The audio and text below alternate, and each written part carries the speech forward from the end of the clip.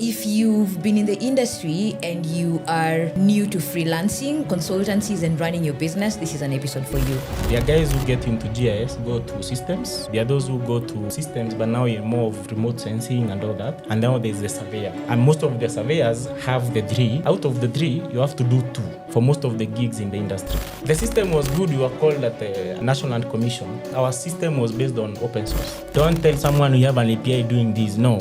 Tell them, tell them that this system is able to do A, B, C, D. My post on Facebook gave me jobs for the first 2 years a lot, because you need actually not sell the features, sell the outcome.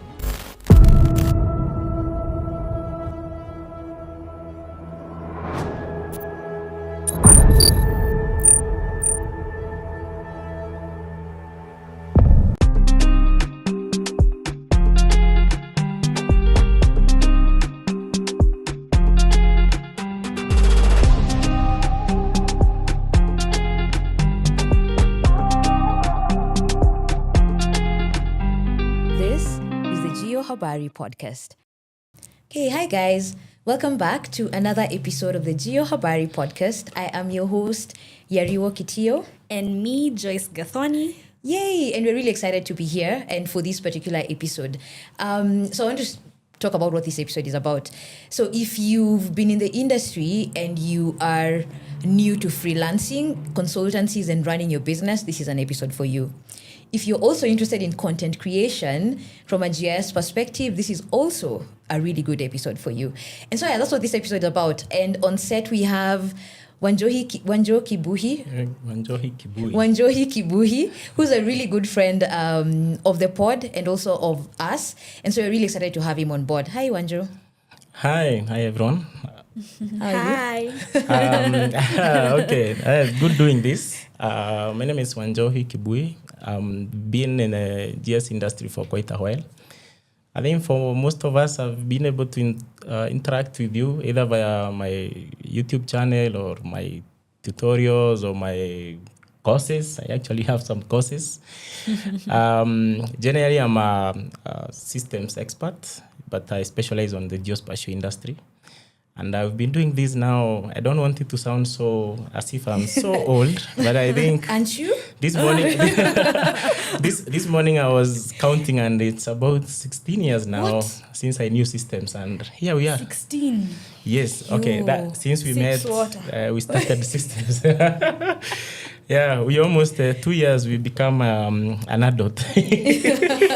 Actually, you're almost finishing teenagehood. I like what's on your bio. I read your bio and it says, I help businesses and organizations unlock the power of geospatial. I love that intro so much. Yeah. But also I'm wondering, is this, you do YouTube? Is this your first external YouTube?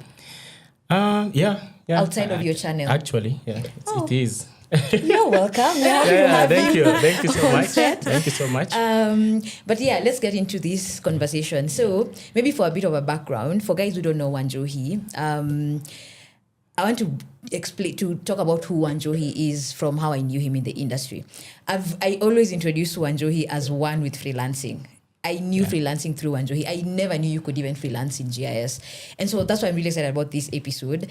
And so maybe for a start, and I even want to get into what freelancing is. Because I know I call it freelancing, but I know you also run your own farm. Yeah. And so and then you also run your own YouTube. Mr. Jiko kona 24 hours kama CC, but we'll get into that. But let's start with your career. Because I don't think I've known you outside of freelancing. And so maybe you can give us context into that, because I might be misinformed. But where does this journey of freelancing and owning your own farm come from? Oh, wow. Interesting. I think it goes back many years ago. For us, again, now, I think it will sound as if it's too early. But we got into the industry when the GIS was just like, how can I put it? Like, it wasn't that popular, the people. So, and it was, I usually don't like saying it's accidental. It was, because what happened is, while in campus, the way you enroll for a course and all that. For me, I never chose anything about GIS. Actually, in high school, I never knew anything about GIS. Yeah, you and me both. But then you do the exam, and then you are called, you are invited to, or you are called upon to this course, and you are like, okay, I've never heard this name. My family, no one else has ever heard of it. But then you have to go to campus. Yeah. Yeah. So you go to campus, and your colleagues in the course, they are like, you know, I applied for this thing, or I chose this thing in high school, and I'm like, you guys, which high school are you in? Because for me, I never saw such a thing. So that's geomatics engineering is what you're called for. Yes. And then, so luckily, I had done a diploma in ICT. So my big worry was, how do I... Yeah. Packages. No, a diploma. Oh, an actual, okay. You remember, for those who are new, we had 2 years after high school. Yeah. Before university. Before joining university. So that period I did a diploma. So when I got to campus, I was like, is this thing going to waste me like 5 years? Yet I already have some skills which I can actually amplify. And and I already gotten some good deals where I could work. I could get some jobs and do in ICT. So I was like, okay, it's a gamble. Yeah. So, but there's something, I'm a big believer of sometimes fate. So I said maybe there was a reason as to why this thing came my way. Yeah. So I started, and that's how we were able to like now understand how can this GIS and IT work together. Right. And that's how we got into systems. I'm curious. I have a question. Yeah. Is it just fate, or did you like Google and see something about it, or like what interested you that made you take the risk? Yeah. I think it was that aspect of seeing it's a rare thing. So you could be maybe a top tier kind of professional in the industry. Because that time, that time even internet was an issue. Like access full time on internet was a problem. You would only access internet mostly in campus centers and all that. Okay. And then when you Google that time, most of the information I would find was from a university called University of Calgary. Yeah, in Africa or those courses were there, but no one had talked about it. Yeah. So you'd only find maybe University of Nairobi or Jomo Kenyatta. You'll find like they have it on their website, but no one talks about it. Yeah, you don't even know who there's is. no proof of exactly. So you don't even know whether there's any graduate or anyone who's doing it out here. Yeah. And then there was that aspect of everyone who's doing it is becoming a surveyor.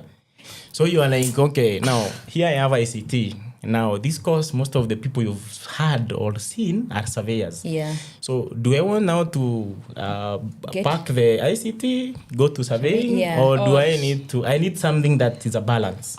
Because also the diploma was hard. Diploma was tough. Really?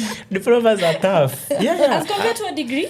Oh, I even forgot all things that I learned in high school or did in high school because of that diploma. Yeah.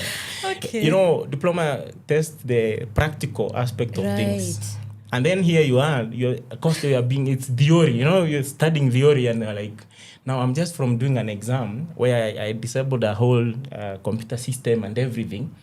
So I even got some gigs outside the country, and I was like, do I go do those or do I continue with this? So let me stop you there. So that means the gigs you're getting are because you have the ICT, the systems, and all of it. Yes. I have a problematic discourse. I'm sorry, it's problematic. I have this theory that people who are doing GIS and were previously exposed to either computer science or ICT skills go too far. They end up knowing so much more than me, who's probably just got into geomatics engineering. It depends, because for me I usually put it into three perspectives. There are guys who get into GIS, go to systems. There are those who go to systems, but now in more of remote sensing and all that. And now there's the surveyor. And most of the surveyors have the three, or they do, it's like 3 out of the 3, you have to do 2. Yeah, for most of the gigs in the industry. So you'll find most surveyors. You have to do 2, either systems or. Yeah, like you find there's the GIS component, there's the remote sensing, and there's the surveying. Yeah.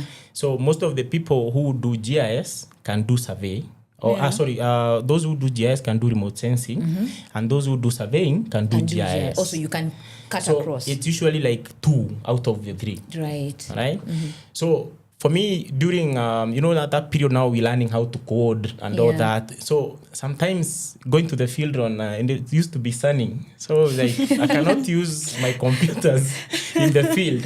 So over time, I found myself like the surveying thing just escaping me, but naturally. Because either I'm in my place, I'm coding, or I'm somewhere where I found a good hotspot for internet. That time getting good internet was... So you're in the zone. So you find you're being called and they told like there's a survey exercise. And I'm like, okay, you guys go, I'll come tomorrow. And that's how over time I found myself surveying. It was like escaping me. I find like today you're given a machine, you can do it tomorrow. Whatever they did, you are like, hey, okay, where do I apply that? You're like, so there was no much interest in surveying. Okay. And it's because I'd already been hooked on systems. So for me, I continued with systems. We learned how to like code GIS systems now. And the other thing that was also very advantageous was like I found 2 guys who had the same scenario as myself. So who had done like a diploma or maybe some computer stuff, and then they've come for GIS. So we partnered with those guys now in the class. We were 3 of us. Also, all of you are in the same class. Yeah, we're in the same class. This geomatics, that time in our first class, because we were the pioneers at the Kimathi University. Oh, okay. We were only 17. What? Yeah, 17. The pioneering class was only 17 for geomatics. That's a lot of risk to pioneer. And then GIS had only 11. So you find it was like, you have to find a friend who is within that course. The same course. Otherwise, it will not, we would disappear in engineering You'll drop courses. out. Yeah. The way you would attend those classes or those lectures with like other engineering courses. Yeah. Our course was usually at the corner because no one knows us. Yeah. And you ask them, are you engineering? You're like, yeah, ours is engineering. Which one? It's not civil, it's not mechanical. Yeah. So we were like these new guys on the block, but very challenging. Yeah. But we made it. Yeah. I think out of that class, the pioneering class, I think all of us, we can say like in the industry, people got into hands-on stuff and they are really doing well. Hey man, shout out to all 17 of you. Yeah. If you are Dekut and you are pioneering class with Wanjohi, shout out to you. I think that's a lot of risk to take. It was tough. Yeah. It was tough. We even had, remember one time we had to request for some trips to go to JQuat to just see other judges and geomatic students so that they can tell us what's in this course. You know what's interesting? The fact that I'm learning this now, because I know I've worked with Dekut people in the industry. Like I had no idea. Like the way Dekut people operate in the industry, you would think GIS started there. They are really good. Like even the people we worked with when I used to be at Esri, Dekut interns, they used to blow my mind. Like the practicality, like those are the guys who used to hard code stuff and extend applications, and I'm just like, it came from struggle. Actually, even the ones I've encountered are very like, they know a lot. They know a lot. They know how to do a lot. It's just like, are you guys doing a different course from what we did? What had happened is, the course in Dekut was, that time when we got in, it wasn't actually a university, a fully fledged one. It was a university college. So we were under JQuat. So the course, the curriculum that was used there was new. All right. And then when we went, the lecturers that we had were also like new blood in terms of like energy and all that. So we got a good start. And then most of those lecturers, you find that they just graduated or they were like in school doing their masters, their PhDs and all that. So we at least had the new knowledge coming through the system. And then Dekut is a place whereby if you go, like, if you're not learning, there's nothing else you're doing. So we would really focus on what you're doing. You know, when in Nairobi... Distractions. If it's not, you aren't throwing stones. I'm sorry, you aren't. There's a lot of things to do. There's just a lot of things to do in the city. If you've been to Dekut, from Dekut to town, It was a journey. So that discouraging, or you just around. Yeah. So you're either learning or you're doing stuff that are building up your skills. So yeah. So now you've finished. So at this point, you're in school. You've been exposed to systems. Yeah. You're really good at coding. So now let's get into you getting into the job market, because I want to know what that transition looks like. So you've graduated. Yeah. And at this point, you are saying you already have gigs. Gigs are coming to you from both an ICT systems angle. Nini. What does that transition look like in the job market? Let me go back a little bit. So just before graduation, while we were in 4th year, you know the way the three of us who are doing the stuff. So one day we are seated somewhere, then we saw some article online. Yeah. And that article was RCMRD partnering with NASA and USAID. So this NASA, the one that is flying the one the for rockets, Artemis. and all that. So you are fascinated. You know, that time when you are coding and all that, most of the developers, are working for big corporates, and you are like, one day I want to be like these guys or get there. And then we saw those call for applications for grants. And you were like, hey, you guys, who knows how to code blah, blah, blah? Like, but we can learn. That we just need 2 days to learn. So you were like, okay, there's something here we need to apply for. We did that application. We applied as the university without telling the university that we have applied. Yes. So we only notified the director after we have submitted. Oh, wow. Yes. And our idea was this good idea, such that when they were reviewing the applications, we were shortlisted.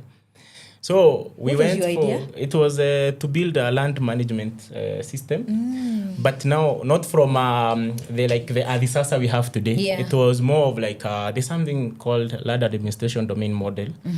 So we had studied some model that was working in Netherlands and some countries. So we wanted to replicate that here. But now our idea was not to be like the government, to see like run it as a government per se. Ours was more of helping people get these services more efficiently. So when we applied for that, and the title, we had to attach it to the title on, I think it was something to do with environment and something of the sort. So our argument was to avoid or to make sure that the systems, this rapid subdivision of land, like how do they monitor or how can they monitor? Okay. So we brought in the aspect of land use and aspect of subdivisions and all that. So we had a winning edge. Yeah. So we got shortlisted. That's when we told our director, hey, there's a presentation you need to do as a university. And then he was like, for what? So we told him, do you have a minute? Yes. We opened the laptops, we showed him. He was like, oh, this is nice. This is NASA. You're like, yeah. And then he was like, yeah. Sign me. So you can't imagine what happened. We now told like the director to give us the names of the lecturers that are working there at that time. And then we give each one of them a role. And then when you are doing the full proposal, we now include them as this part of our team. Right. What? Yes. But now So the three of you are the university is gonna apply? Yes. And then have the lecturers as part of the team. Yes, but we are the ones who are going to execute. In the back end. Yes. Yes. So we did that. Yeah, we did that. I'm not sure and that's a contract. luckily now we went through and we were given the grant. Wow. So during this process, there's usually the second attachment that usually go as during the course. Yeah. We were actually being paid within our own grant project. So we were executing it at the university. Okay. Oh, wow. Okay, yes. And it also opened some very good opportunities because we went for some conferences. Ministry of Lands, National Land Commission, we would go for those fancy events. They are good. Yeah. That one really opens your eye. Yeah. And then now the climax was we were told now the closing of the application or the process was to happen in Arusha, Tanzania. You're going to leave the country when you're in Campo. Yeah. So now the challenge. I had already left because there's a time I did when I did my ICT, I did the attachment in Kampala. You did? Yes, in 2013 I did an attachment in Kampala. Okay.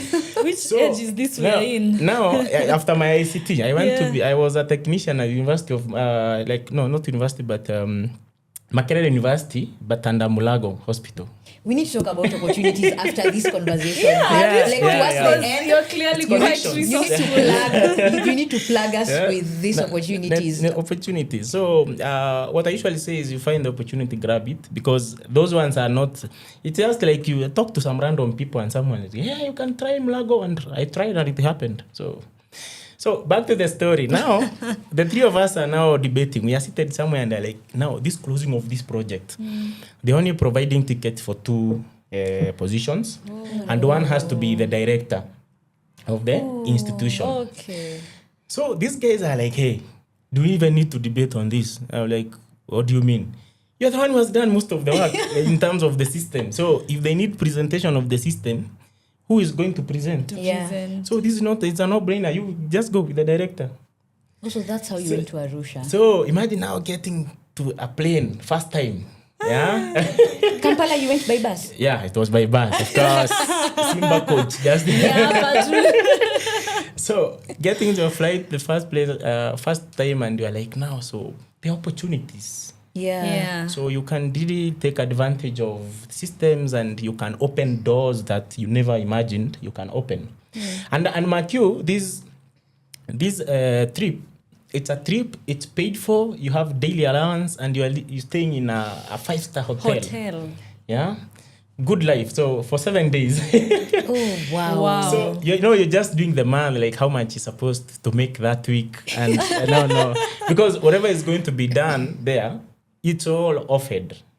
Even if you are woken up and told to present, you just present. You get the point. So for you, it's just to show up. Yeah. Wait. So at this point, Yeah. what are you really good at from a skilling technology perspective with this system? Both coding and also So Python presentation. That's Python. Okay. Actually, we learned Python in like 1 week. What? To do these things, and because we needed to do a live demo of the system. And when we are communicated to, so one of the director in our, not one actually, the director at the institute that time, because he's the one who helped us now to shape the proposal, the final proposal, to be more of like the language. Because, for us now, we are just students, young, no experience and all that. So he had put this fancy stuff on the tech stack and all that. So we thought maybe this guy, he knew, or this prof understood this tech stack. Whatever you're doing. So one day he asked us, so have you started developing the system? We are like, it's us? Prof, we were waiting for your guidance. He's like, I've also never done that. We're like, oh. And the presentation is on Tuesday. It's Thursday. I want to know that stack. Can you get into that stack? The one that you learned for 3 days. So, Okay. So, what's that stack? So I had some background on Python, but now there's a framework called Django. Yeah. So Django has a module called Django, the one that I'm popular for on YouTube. Yeah. So that is what we needed to code the application in and be able to like have the live demo for the system, because our system, remember, is using land use data, and it's using land parcel data, it's using roads, it's using rivers, riparian reserves, all that GIS data is supposed to go into a database and be able to present it. Yes. And these guys you are presenting to are now representing from USAID, RCMID, and NASA. So they have to see results. Wait. Yeah. So the system is pulling all this data. Yeah. It goes to a database, maybe Postgres or whatever. PostGIS, yeah. So that's what you're using. Yeah. And then what's the front end? The front end, what are users able to do on the app? That time we went with what we could. We just did the HTML and JavaScript. Oh, okay. Yes. But it was fun. It was good. It was actually, so there's another story now after campus. The system was good. We were called at the National Land Commission to go, and because our system was based on open source. Yeah. So we go and pilot the system there. Oh, wow. I paid for research. So immediately after we finished the exams in, I think around 22nd of December. So this is your last one before you graduate? Yes, 22nd of December. Yeah. By date 7, we were at NLC. 7th of January. The following year. You are at NLC. Yes. Doing a pilot. You have a product already. Yes. You Paid you research. graduated. You're being paid. Yes. I'm curious. And I'm curious. I have a question because there was the what can I say? the information was a bit more limited. Yeah. Right now, there's a lot of AI. I can just go onto OpenAI Yeah, and look for. yeah. So how are you guys? Where were you getting the resources to like learn the tech stuff and all that at that point? Good question. We used to read manuals, documentation, and books. Actual books on code. Yeah. Interesting. And I documentation. really like that answer. We used to read. Yeah, we used to. Because now, the challenge that was there was that those guys who used to have the skill, it was a low-key industry. So you see, like now today, if you want to learn Python, or if you want to learn maybe AI or something, you can go to YouTube, find someone, like there's so many tutorials. So you'd find, when you go to YouTube, the only material that is there is introduction to GIS. Yeah. But coding a system, it was a problem. So I remember, so I had, when I was at SMRD, I got this, a mentor, shout out to Ngugi, it's called Ngugi. So he gave me like 3 books. So those 3 books, I remember one of it was like 247 pages. Like a hard copy. Yeah. Okay, he never gave hard copy. It was like soft copy. Yeah. But now like PDFs.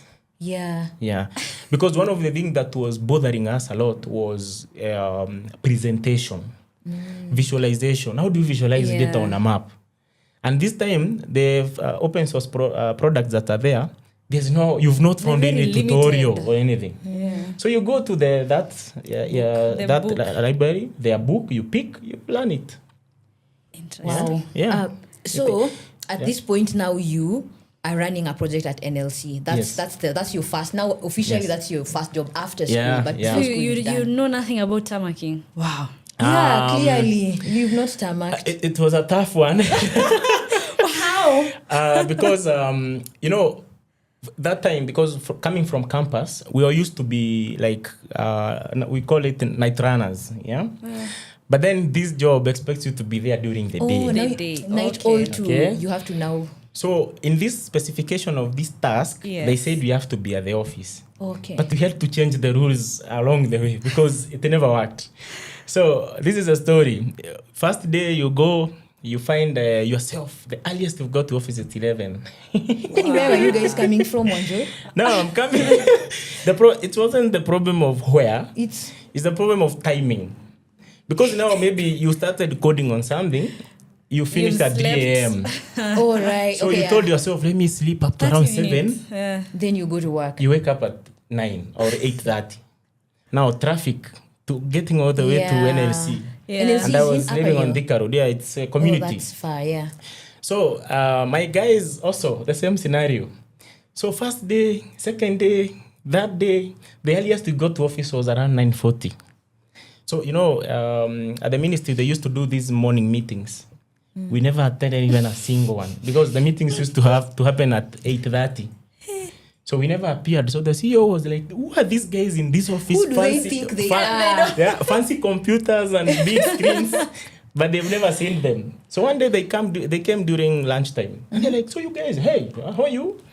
What happens? You're never here in the morning. Yeah, like, that problem. Yeah, we'll solve it. Oh, wow. So first day we promised we'll do better. We got at 10. That day we got 9:40. So we realized I think this morning thing is not working. Yeah. So the director who had now brought us in, we went to him and we asked like, can we be doing this thing from home?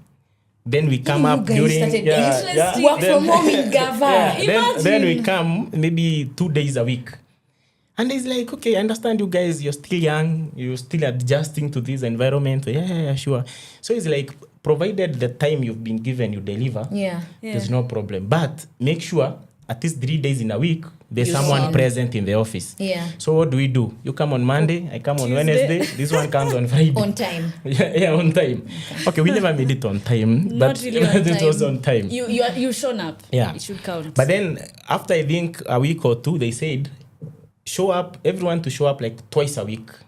So you show up on Monday and Friday. Yeah. This one shows up on maybe Tuesday and Thursday. Friday. Yeah. No. For all Fridays, we had to be there. Okay. All of us. Okay. So you choose 3 days. So come on Monday, Tuesday, Wednesday, but all of you come on Friday. So I picked Monday and Friday. Of course, yeah. And we did it. We presented. It was awesome. And we installed. That time we were doing actually new things to ourselves, because now we are the ones coding. We are the ones researching. We are the ones deploying the system. Yeah. So that time at the ministry, like you ask someone for a server and he's like, which server? Linux server? You're like, which one? Yeah. So it took like 3 days. Someone is telling you, so that Linux server, do you have it? No, you download it. You download the software. You're like, okay. Do you have it somewhere on your flash disk? And all? Like, no. Let's just download. So when we realized this, our time will elapse without us doing the work, we took over. So we did the installation ourselves.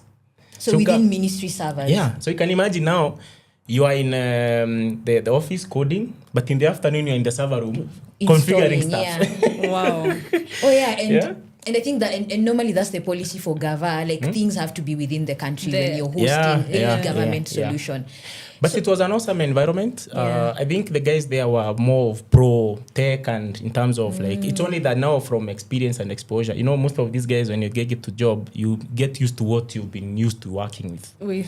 Now here is new blood that is telling them you can do this. Yeah. So they are And like, get even a wait a better minute. outcome. So you mean this thing is open source? You've not used any solution? Yeah. Like, no, it's open source. I'm curious, Wanjo, before we get to the next one. This National Land Commission job, can you give us a high-level summary of the things you've learned at a system level? I know you've mentioned deploying, because I know those are things that maybe would add up to eventually where you're at, which is still systems, right? Yeah. So at this point, are you able to like outline, especially for beginners who are listening, at this point in this role one, the roles, not roles, the skills that you're really good at a systems level? I would say, when we went to NLC, we were not being taught of anything. We are doing Self-taught. everything ourselves. Yeah. But the thing that we learned there, the biggest of it was now, there's this layer of code, but there's this layer of business. Right. So we got guys who've already been in the industry.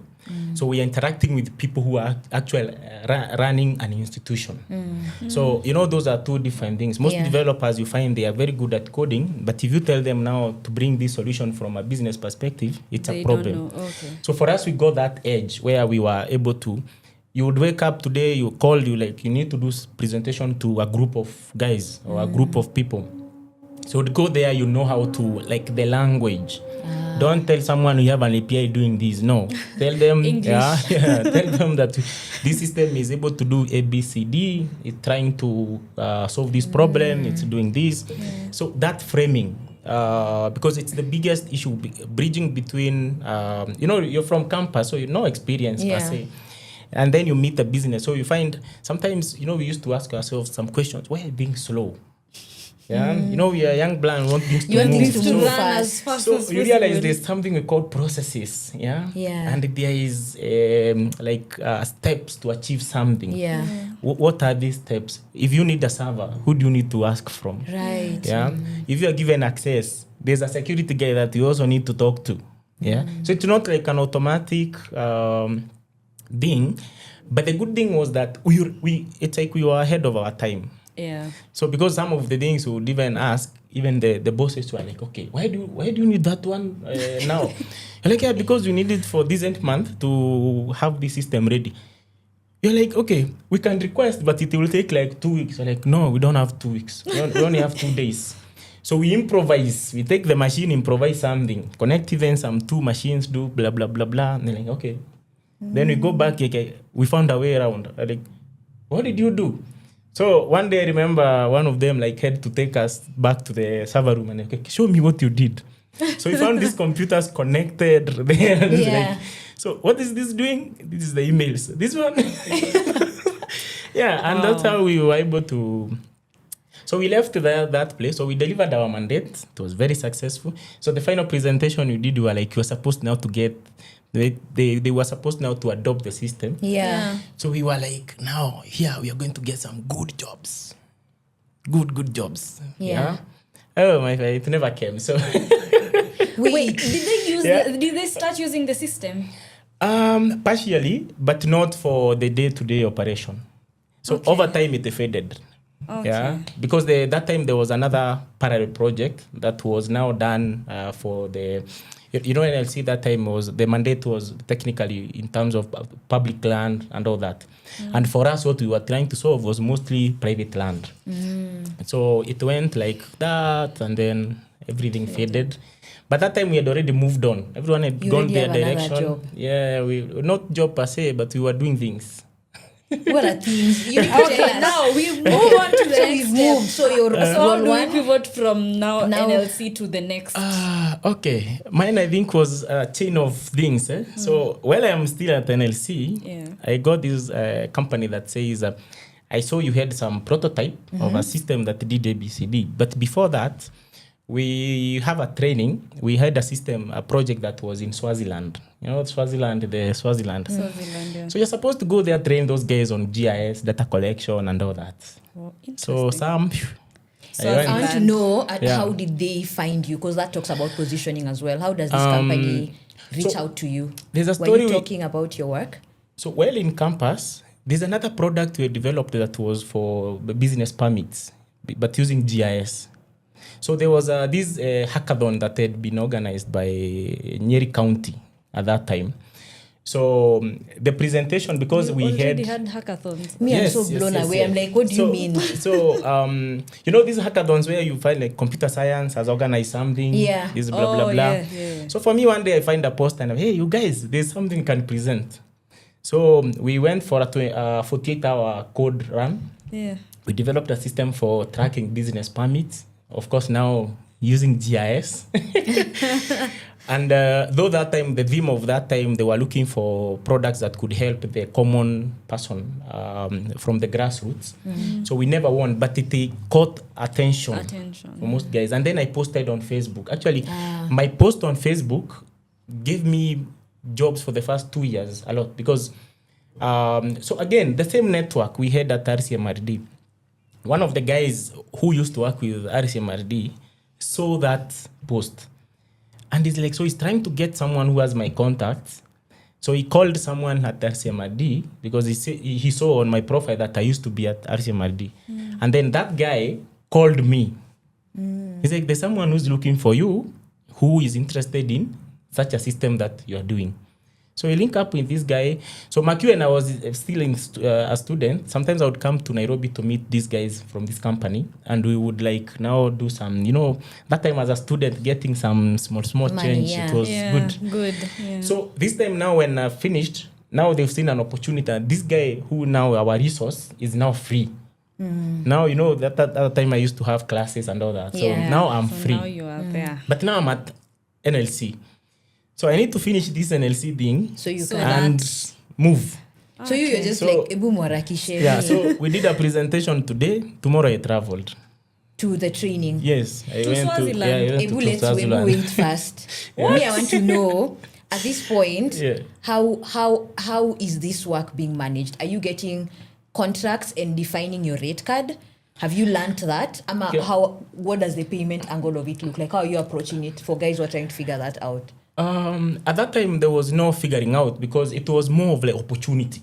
The opportunity has come. Also, you're taking So the you're just opportunity. You're taking, you taking don't the care how opportunity. much. No, you are young blood, so we would even overdo. Like you given a task, you do it like double or some. But for you, is you want good networks, good solid networks that can actually now market you in the industry. So when these guys are reaching out, it's just, there's no money conversation. It's just, hey, there's this training, go. No. There's money conversation. Okay. Because the first time you called me and asked me how much. Yeah. Right. Oh, the But first now, time. yes. Okay. But the how Okay. much? But the how much for me is to gauge to see whether these guys are serious, Serious or Or not. not. or they're Yeah. guys who just, you get the point. How much were you saying? But no. If that I time, may ask. Yeah, say that the time- year and what you are saying. Like the Swaziland one, the training. Do you remember what you quoted? Okay, wait. For like the Swaziland, Yeah. obviously they covered like the Flight, flight, everything, yeah. stay, Yeah, and but all like that, the and they money? still gave you extra money. For me, even today, if you call me somewhere, you have to cater for everything. yeah. Are you hearing for me, that? For me, I have to just. For me, is to go. Show up. But then, in time, accommodation, flight, and all that, it's you. Non-negotiable. Yes. Very Even key. that is not part of my pay. Uh-huh. Yes. Okay. So my pay now is extra. Different. Is different Okay. from that. Noted. So that time, what we used to do is we would look at. So what had happened? A step back a little bit. The three guys, the Yeah. ones telling Yeah. you, there's a time we went for a conference, and then this conference, the way the conference ends, and then you are handed some to bahashas, envelopes. So I love those. A name is called. Then the bahasha that came, inside it had money. So you're like, oh, so this conference was paid. We never knew if it was paid. And then we were like, okay, maybe because they had invited us from the university officially. Yeah. So you are like, so they think this bahasha have been called as the lead of the team. So we count the money inside, and we are like, okay, so this is the 3 of us. So like, this is good. Yeah. So it was like 10K each. But then when we are there, my colleague gets called for his bahasha. We are like, wait a minute. Oh, you the one you've been this is given mine. union. Yeah, so this is mine. You know what? I thought maybe you're supposed to subdivide. So like, so this is mine. Then we waited. So for that guy. So the third one, PI. That guy is then called. We're like, wait a minute. We went outside, we counted the money. It was good money. And like, oh, so this is life. This is now. So I used to use that as a rate whereby, like every day, I know if I was to charge someone per daily rate, I would use the conference. Okay. Yes. And it was a good rate at that time. And but you see now you're young, so when you get that money, you blow it. You're just like, that's when you know that there's a town called maybe Nakuru, Naivasha. Yeah. That's when you go around. See how it looks like. And then we after leaving the conference, we wanted to see, is this money real? Because we're like, we've been paid to attend a conference. That thing never... We've just been there learning. Yeah. And then you are paid. You're like, okay. Good money for that. Yeah, you're like, okay. That money was actually enough to pay, that time we are still students, eh? Yeah. That money was enough to pay rent for the whole year. Yeah, it was enough. And you see, it was conference for only 2 days. Not like the whole week, it was 2 days. So we went back to Nyeri. These high-headed guys were like, oh, this can be done. Yeah. It changes. I think it changes whenever you are able to like put your money on your skill. It changes your mind on how you do something. Yeah. Yeah, and you use that 1,000, you go buy like some nyamachoma. It's real money. It can actually buy. That's what you confirm. Like, is this money for real? You know the way you put it in the pocket, monopoly money. And every time you're removing to counter check. It's still there. Oh man, I miss the first experience of touching money that's real and it's mine. But now I'm wondering, in this entire transition, what's the moment where you sit and you're like, because like at this point, you're quote. I don't know what freelancing means, but I normally call it. But at this point, you're working. You're working on different two things around. You're not per se full-time employed by this person, right? Yeah. So. And on top of that, do you ever think at one point that maybe I would have wanted to be like full-time employed, but now I'm here, I found myself here? I think my journey is full of failures. Let me also start with that. And these failures are learning. Can we talk about those? What are the failures? Yeah, like you say, like the COVID time. Yeah. COVID came at a time when I had about four trainings outside the country. Yeah. So I couldn't travel. This project had to be cancelled. That time, telling guys to buy equipment for online meetings was a problem. Yeah. Some of these teams, like now the one that I went to Swaziland, you're not going to the capital. You're going to it's going to which town now? Like a small town within the country. So if you tell them to connect on the internet, some of them, even their houses, they don't have internet. Yeah. Okay. So you see that time, my whole biz or my whole work just collapsed. Okay. By the time now we are getting back to now people are used to now Zoom and all that, it was more than a year later. So at this point, you're operating as Wanjo. You've not registered nothing. Everything you're Wanjo freelancing consultant. Yeah. So I've been working as a consultant that time for the 5 years that I was out up to 2020. And that time now when the reality kicked in, I was like, I need to register a company. Right. Okay. Where now I can actually do projects, not only, most of my work is or has been consulting on services, like mostly training. You know, these are trainings that do not have after sales services. So they're usually good business, because the moment you charge, the week is over, it's over. Done. If the client never understood, it's That's another not training. your issue. So I had run to those ones because they were like something Quick that money. you do. And for me, training GIS, even today, if you tell me to run a GIS class, I don't need a manual or any. I can get your You literally laptop and continue. Yeah. It's all in my system. Yeah. So now it was like a win-win. But now some situations happen. Sometimes you have clients, you start a project, the project is 50% along the way. The company, maybe funds are depleted, or the project has to be cancelled. These guys had not paid you for like 40-50%. And this 50% is now your margin. So you get now, you've worked for 5 months, the project is cancelled. Now you're in a situation whereby it's done. Because for me, freelancing and consulting, for me, I usually use them interchangeably. So you'll find like you're working for 6 months. Then the 6 months, maybe you are free or doing something. So what I did is, this period when I'm free, I'm building my own things. Right. Okay, that's when I would concentrate on courses. I build tutorials. I build now some of personal projects. So when the job now kickstarts, now you get rolling. Okay. Yeah. You know, I really like your framing in the sense that now you realize I need a way of creating a vehicle that allows me to, well, I don't say get more money, because Afande, please. To get more money. Just let's relax. But yeah, so now you realize I need this company for me to be doing ABC when I'm not doing the freelancing work. Yeah. But Sasa, now I'm curious, because you've talked about like the products you've already identified that you're doing. So I'm going to do training and services. So services, I'm assuming, is the product development. Yeah, the system, yeah. Can we get to this product development and the training bits? So for the product development, what does that look like? So the process, let's talk about the company you've registered. So there's the getting of clients, figuring out what projects on products you want to build. From day one, what's your starting point? Even after registering the company, I continue working as With an this individual. Because now most of the clients, based on budgets, you find that if you build them as a company, it was too high for them. Okay. Right? So now, and most of the companies that I worked with were like, we want to work with you as Sam, not as a company. Okay. So I continued, and then the thing is, you find most of these GIS jobs, you'll find that you are doing everything. You'll do from the presentation, data collection. Okay, for me, I don't do data collection. What I do is like, I create like now not even the data, but the tools to go collect data. Okay. Then they bring. So I usually negotiate with the client. I'm like, you guys find someone to go to the field to collect data. Okay. If it fails, then now I try. Okay. But it's something that I never enjoyed that much. So I used to, like, now once the data is submitted, now I do the DB, I create the system, the visualization. From there, I have to train the people on how to use the system. I'm the one who's doing deployment for them. And then maintenance. So and maintenance, maintenance is for how long? Is it forever?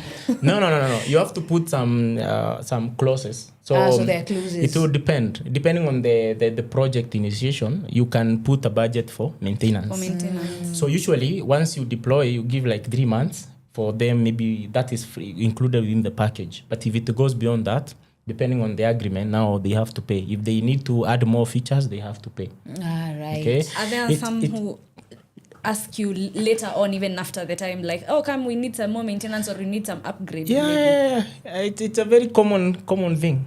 Okay. And some of them actually expect you still need to do it for free. So when you tell them no, they're like, hey, no, but it's a small change. But this small change can take you a week. You can even crash the system with that small change, and now you're back to square one. You know, it's essentially what happens is that you find most of the clients, because they don't have the technical teams in-house. They probably even don't know what the system should have in terms of the technical aspect. For them, they want to see, or they see this dashboard where they are using logging, doing their work. Yeah. So if you tell them that this change that can take a week, they're like, a week? It's a button. You just need a button to do. Yeah, you get the point. Yeah. And now, part of the work actually as a freelancer or as a consultant is to understand your client needs. Because if you don't understand your client from day one, it's a very big problem. You'll be delivering a solution that no one wants. Yeah. Or you deliver a solution that is too good than what they expected. So you've overdone it again. So it becomes a problem again. Yeah. So you have to really understand and put yourself in the shoes of the user or the client. Like assume you are the client, what you do want. Yeah. And then you have to, sometimes not everything the client tells you that you just say yes. You push back with either a proposal or even a better option. You get the point? That thing of overdoing it is quite real, because recently I did some work and I was like, wow, to me it's like, wow, I've done a really nice job. Look at the visualization, there's 3D stuff. I'm like, yeah, so this is, I'm like, okay, so how do I'm like, okay, wait, what? You don't know how to use that? Okay, you just open it on your Google and then it's going to show you what you need to see. And then I thought they would be wowed. They're like, okay, bado you see hapo kwa AutoCAD nitumie tu hiyo DWG, just send me the DWG on top of what you're sending. I'm just like, what do you mean? I've been working on this thing. You know the mistake you did was you develop a system for you, not for the other person.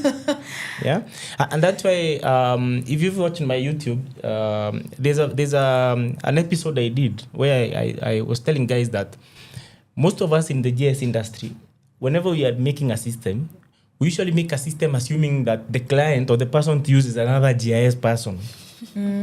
It's not that, for example, which is the simplest idea, shapefile in GIS. Now imagine someone is in business, maybe they sell fuel or they sell maybe cereals. Then you tell them shapefile. The first thing someone is shape what? Yeah. Now this is a person who's supposed to use your dashboard. Yeah. And then you are telling them, that DWG and that shapefile you can actually upload. That it take you heaven and earth. So you have to. There are some meetings you even go to. You finish the whole meeting without even talking about API, shapefile, or whatever. More so for business clients. You need actually not sell the features, sell the outcome. This is what you'll achieve. Okay? Yeah, sell the outcome. If you have a dashboard that is maybe showing them real-time purchase data, tell them maybe you are saving 24 hours or maybe 5 hours every day with real-time data consolidation. That process used to be manual. They had to call someone, how much. Yeah. So you're saving them hours. So that's the outcome. That's what you sell. Okay. Okay? Because dashboards, they can be fancy. Yeah. But if you meet real business people, the person will ask you, so what does that do? Why do we need this system? Yeah. Or why do we need this? Yeah. So I had an experience one time. There's one of the matatu circles. So they suspected that there's money getting lost. Yeah. So there's a place where I had worked with some of the guys, some of the owners, in some project, and they found that I had done a very good job. So now this guy calls me and, are you in Nairobi? Yes. I want to pay for you Uber. You come meet me in the office, blah, blah, blah, we discuss. So I go there, now you are thinking, this is another GIS system. You go and you find it's in a circle. You find circle, okay. So you are thinking, maybe now they want to know your customers or they want route optimization and all those things. You go find it, they tell you there's a database here. I want you to go through this database and maybe identify some. You do the checks. The checks. Wow, it was a lot of chaos. It saved a lot of money for them. They were losing a lot of money because someone had designed a system to divert some reports and all that. Experienced that, okay? Yeah. So where people divert. In that meeting, after now I went home, did the analysis and came back with the results. You know what the chairman of the circle was saying? He was now introducing me to the other board members, and he was like, you see this young guy? He has saved us every day over 50,000 shillings. Okay, that is what he's telling now there. That's the understanding for his... Every day, we've been losing about this amount of money without us knowing. Yeah. Now, the other guys were like, oh, really? Hey, yeah. So I showed them the reports and everything, and they were like, hey, we need so and so gone, so and so and so. So you're there, you're like, okay, that one now has gone, but you're like, okay, someone has lost a job. Yeah. But now you're in a scenario whereby, okay, it's business. Yeah. Yeah. We are in a very, it's a man eat man society whereby like you have to really fight for your chance. Yeah. So, but the guys, you know, from a business perspective, they were actually like getting money from siphoning money from the system. So when you did that, you know, those guys, like kept them close. They called me another time and another time and another. So it's a cycle because at the end of the day, those guys, you see, they saw value and you're explaining it in such a way that even the person in that office fully was understands. like, we were losing this money every day. So for them, it's just a money perspective. Yes. Because, So you know, you for them, needed to they're running. understand that. Yeah. You see now, even the argument, even charging them becomes easy because now They they're like, think we the are value. losing They're this saving money. Yeah, they are losing this amount of money every day. So you are like, why don't you give me that money for like 3 days? the one that will be losing You'll be for 3 losing. days. Yeah. And the chairman was there, fair enough. Yeah. And that's how you earn. I really like that. Like you have to communicate and use the language of the customer you're handling. You can't go there and be like, so nimefanya hii logic that goes to this database, then it throws, but it's just that loses the client. That one everyone can do. Yeah. But now, and making the customer actually understand the solution. Yes. Yeah. And then the other thing I'm also curious to know is through your freelancing, consulting, and running the farm business. Can you speak about maybe one solution that you think you're really proud of that you can think of and what that was? The ones you're allowed to speak about. Oh, wow. There are many. And what they do. And then we can get to the systems side of it for people to know what actually powers these systems. Most of the systems I've done are actually internal. Internal systems. So meaning they are being used internally by companies or businesses. There's this one. So the thing actually I find fun in my work is that because I'm working with people in different domains, you get to understand different businesses, how they work, and you are like, oh wow, so this actually exists. So there's this one where like like county assemblies in Kenya, they usually like have these the cameras, the microphones, the computers, the mail servers, and all that. There's a company that manages all that. So there's a company that manages all those assets. It's installed, it's installed and managed by a company. Oh, okay. Yeah. So we did a system for them which they would be actually map where all these one county can get 3 or 4 service centers. So we developed a system where they could map the actual locations of their assets, and then they also manage. And all these counties, wherever they are, if they have an issue, they have a ticket system that they just draw in a ticket, it's received in headquarters, and it's resolved. Okay. I love how unconventional that is. Yeah, that use case. Yeah, that system is still in use today. Even today, they still use it. Yeah. It's something that was like, I actually never knew that those things are managed by companies. Me, I actually never thought of GIS as... that's why it's like, I know it's really limited to your imagination. To your imagination and the exposure. Yes. And then there are others that some of them are running in government, outside Kenya. You find that a government is processing some maybe land records or something using the system you've built. So Hey, there are good those, job, man. so there are those that you find, public projects are usually projects that they have that fulfillment. Because if you're working maybe now to make efficiency in a certain government department and all that, and you're serving the people, you feel, that's good. So you check 2 years later, you find they're still using the system. That's good. That's good. But so now you find someone with a certificate or a document, this was generated by a system. That is so cool. Yeah. But now I'm wondering, and I know maybe you can't get into the details, but now I'm wondering from a billing perspective, are you billing for both the time I've put in building the system plus the product separately? Like what does the billing look like for anyone who's building products that they want to sell in market or to companies? Considering the system is still functioning. Una bill for nini? Is it time? Is it everything? So billing has many aspects. Yeah. There's even, you can actually have the same product but sell it different prices. Because one, who is the client? Yeah. Okay, the way you would sell to a private company is not the same you would sell to government. Government, yeah. And that it's not the same you would sell maybe to another bigger consulting company. Right? So it will depend one with the client.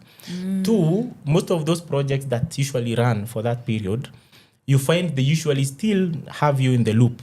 Like if they need an additional system or an additional separate system, they usually call. Okay. So my career actually, 80-90% of the jobs I do are from the same circles that I started with in 2014, 2016. Yes.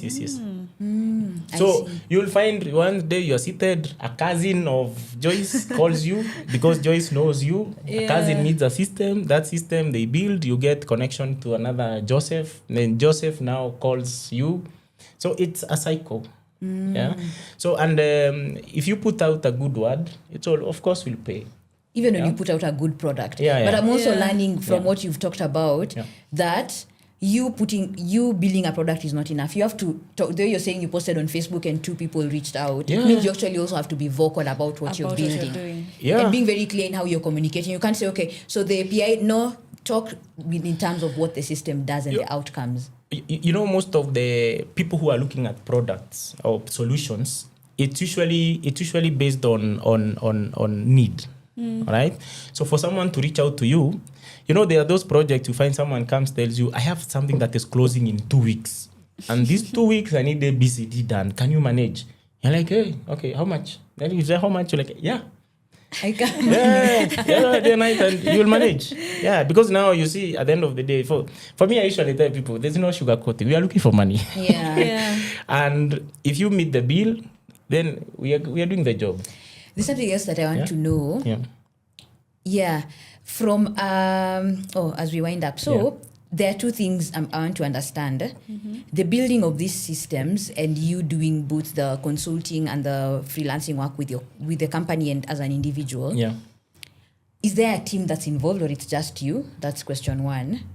And then question 2, okay. Wait, in conjunction to what she's saying, if the team, so currently you have completely moved from you as a person to your company, like building the systems. Are you doing it as the company or are you still doing it as a person? I'm still doing both. So I have partnerships with some companies, but I still do jobs as myself because, as I said, most of the companies, if they within the network, they'll call you as a person. Yeah. Okay. Come in, we need you to help on this. So you'll help.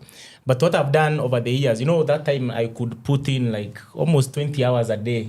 Nowadays, with age and also family issues and all that, you put in like money, 8 hours. and with money. And then so now, so I've transitioned now. Like I have a team of guys that we work. Okay. But the team also grows or goes down based on the project. So the team is like on a temporary contract, project based. Yes. Okay. So I have talents that I've identified. Yeah. So if I need this thing done, now we just break down. This is your cut. This is the blah blah blah. We do the job.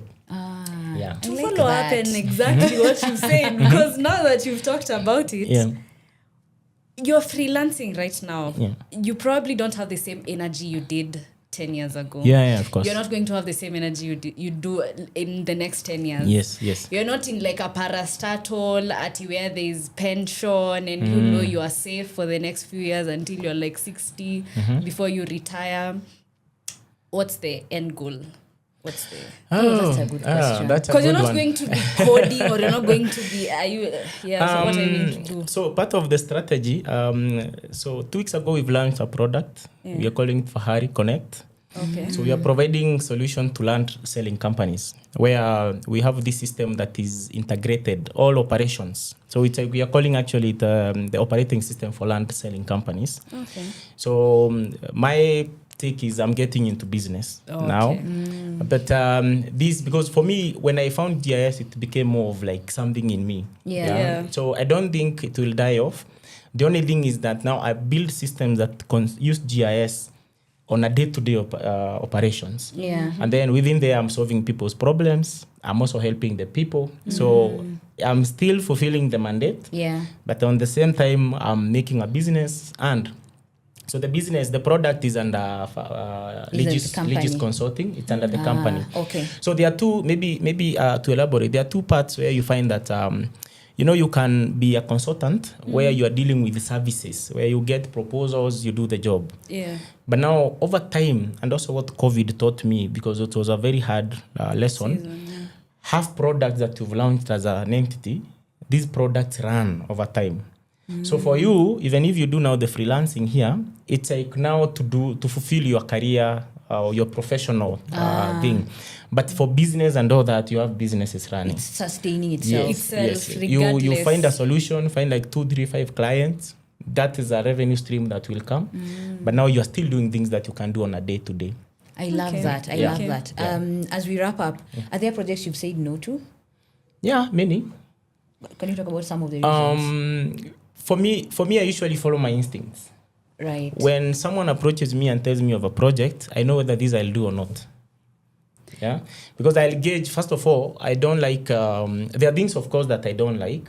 Don't come. There are some clients who like they will give you the job, and now they think they own you. Okay. So I need time. When it gets to 7 p.m., I need time in my house. I need to I need to sleep. So don't call me at 2 a.m. and all that, because now you gave me a project. So I look at also the person giving the job, because it's a relationship we are building, and we have to build. And I don't think I can get a good relationship with someone that I don't feel comfortable with. Okay, so it's more of, maybe you can't make a good deal with bad guys. Let me just say that. Yeah. So it's more of, if you come to me and there are questions I can ask, within the first 5 minutes of talking, I can know whether this is something I'll do or not. The other thing is, I also have, this is something I've done in the industry. I usually recommend people a lot. Okay. So if it's a project that I get, and if maybe tell me you need this in 2 or 3 months, or 1 week or 2 weeks, I just call some of the guys, tell them there's a job here. Can we do this split? We do this job, and we've done it. Yes, we've delivered so many projects on that. So instead of, because I also, like now, as Joyce said, what was happening 10 years ago is not happening right now. Yeah. So I cannot dedicate all that time to doing a project. Okay, so I need maybe 5 hours in a day. I'm free. There's someone else who was also putting in the hours, and we're able to do it. Yeah. So last question, I promise.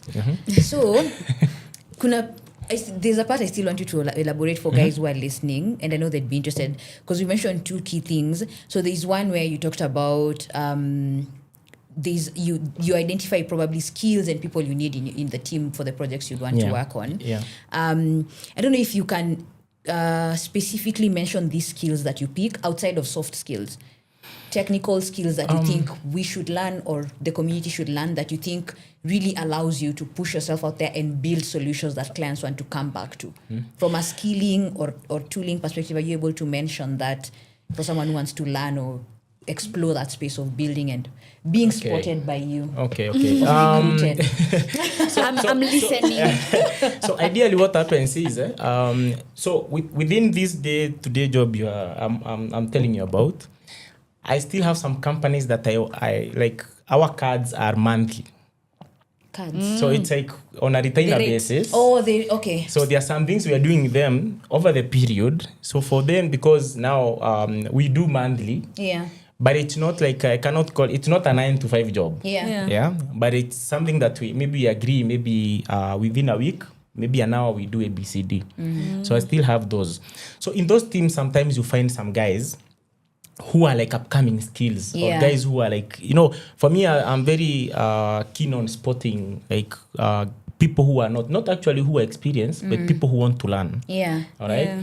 So, when you find someone who has the urge to learn, if you give them a problem, tomorrow they come with a solution.